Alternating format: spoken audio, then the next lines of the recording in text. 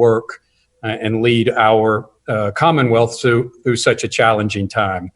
But we're definitely happy to have you back, Kevin. And so it was a good day on Monday to see him walk through the door. So we're happy to have him back with us. Tonight, we bring you the report and update on the continuation of NTI, along with plans for the potential return for school in late October. We will also bring you the working budget for your approval and receive a report on minority administrative hiring from our specialist, Ashley Duncan.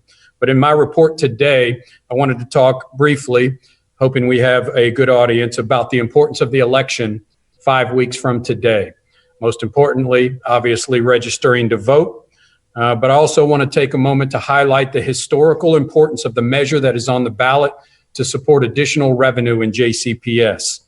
I believe this is the most important step that a board has taken in decades for this district, or probably will take for a decade or maybe decades to come. We have an opportunity in this next decade. We have one of our two pathways. First of all, this can be a renaissance for JCPS in terms of both facilities and our supports for our students and our schools, or it could be a decade where we may have to shutter some buildings and 10 years from now be lamenting the same achievement gap that we have now and the same disproportionality we have now. And I believe we have a chance to make that change right now. And I'm proud of the resolution that this board passed a week ago that clearly demonstrated where that money will be spent. And so once again, you said we'd be dedicating 28% of the funds to facilities improvement, 28% to support our highest need schools, 22% of those funds directly to racial equity programs, and 22% to increased instructional time. And we know this is targeting the students in JCPS who need this the most. I believe this will be a game changer for the students and the schools in our district. It is what has been needed for years, and it is time. It is time the community gets behind this. And so I want to be clear, with this investment, what we will see. We will see new and innovative learning spaces in schools throughout the district, especially in West Louisville. We will be breaking ground on 2 schools this coming month. It's been a long time since a board has been able to do this.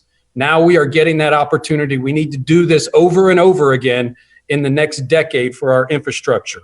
We'll see new investments in our athletic facilities all over the district. We'll have all of our AIS schools with more teachers, smaller class sizes, multiple mental health professionals in the school, and social workers. So we know we took a great step by having one mental health professional at every school.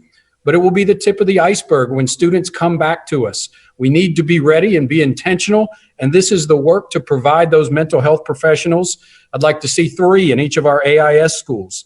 More time for professional development and extended learning in our AIS schools. We're going to fund racial equity initiatives like Bridging the Digital Divide, expansion of restorative practices across all of our schools, providing quality choice for every student in the district, and expansion of our teacher residency program so that our teacher demographics directly reflect our student demographics.